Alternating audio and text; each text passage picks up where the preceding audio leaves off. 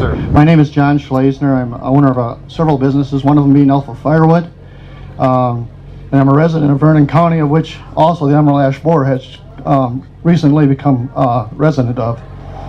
In a time when the government is buying partnerships in auto industries, sending money to banks so execs can get their bonuses, news reports have stated that Minnesota received more than $700,000 from the feds to fight the Emerald Ash Borer. When I asked a representative of the Department of Ag of Wisconsin if Wisconsin got any of this money, he stated millions of dollars. Serious firewood producers are spending thousands of dollars to set up ways to process this wood because of legislation to prevent the Emerald Ash Borer, and we personally have spent thousands. It'll cost us tens of thousands of dollars annually to process this wood in the required legislated way to be able to sell our wood out of the county. What is being done to help the small businesses such as us to defray legislated costs such as this, and what is being done to enforce the rules to prevent black market wood on the market? USDA is involved in doing a tremendous amount of research to try to respond to this invasive species, which is causing you and folks across the country literally hundreds of millions of dollars of losses. And so there has been a significant amount of investment, millions of dollars invested in research. Secondly, we have tried to establish opportunities, particularly through some woody biomass grants, for opportunities to use wood potentially in a different way, a more local market orientation to create energy. And you're going to see a continued expansion of that. There are grants, loan programs available both through the Farm Bill and through other USDA programs.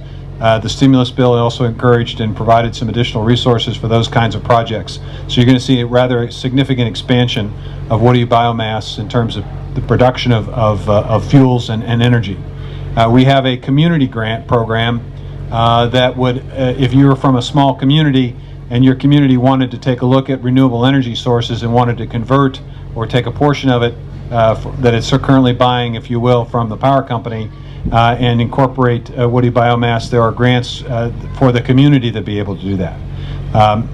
In addition, we are in the process of instituting a number of disaster programs. I'm not sure whether or not that would fit your specific situation, but if you'll get me your contact information, we'll get you more specific information about those disaster relief programs. Now, as far as enforcement is concerned, we are working with the Department of Homeland Security in terms of border control to try to make sure that we do a better job of inspecting things that are coming in that could potentially either create an invasive species problem or, as you suggested, a black market opportunity where there may be additional problems.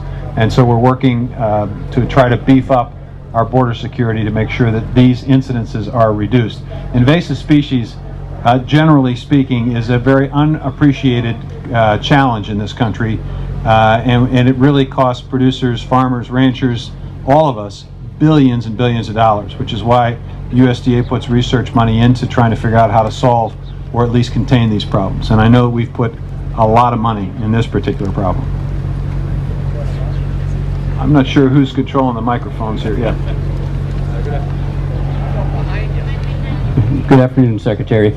My name is Gil Hodge. I came up from Baraboo, Wisconsin, and I work with a lot of small rural communities across the state on sewer and water issues. And my concern is what we've seen is a rapid escalation in sewer and water utility costs in the rural communities, and the potential to impact, not only their economic development but really their long-term viability.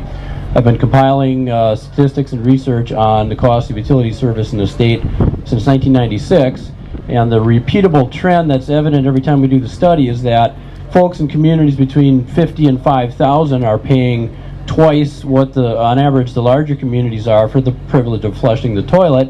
In individual instances, that ratio is 6, 7, 8, 9, 10 times. So despite the efforts of our good friends here at USDA, for whom in funding utility projects affordability is a criteria, the lion's share of the ARRA money for funding sewer and water utilities is coming through US EPA and Wisconsin DNR. So my question is, what are the prospects for another round of funding or increased funding for rural utility services, because that's the organization that really can get the money to where it's needed most. Small communities are using less of the resource, have lower incomes, and are paying higher rates. It's just incongruous. Failing additional funding, what are the prospects for some interagency cooperation with EPA if they're going to continue to control the dollars to help get them to target the money where it's really needed most and going to make a bigger impact on rural quality of life? I would say two things. First of all, there's the Rural Utility Service Fund is part of our overall general budget, receives allocations each and every year, and so there is an ongoing permanent source, if you will, of resources that could be accessed. The stimulus money is not all the stimulus money has been identified in terms of wastewater treatment facilities. There's still quite a bit left to be distributed, so I wouldn't presume that Wisconsin's not going to get its fair share. I mean, the reality is there's still a substantial amount of money between the grants and loan programs, a substantial amount of money that we're in the process of trying to process these applications, making sure that we get permission from OMB. This, if I can, gives me a chance to explain the complicated process that we are under.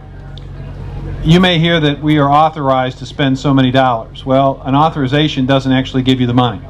You actually have to have the money appropriated. Even if it's appropriated, we can't spend it until OMB basically apportions it. In other words, OMB says you are now free to spend X number of dollars. Every time we try to spend stimulus money, we've got to go to OMB and ask them to essentially approve our apportionment.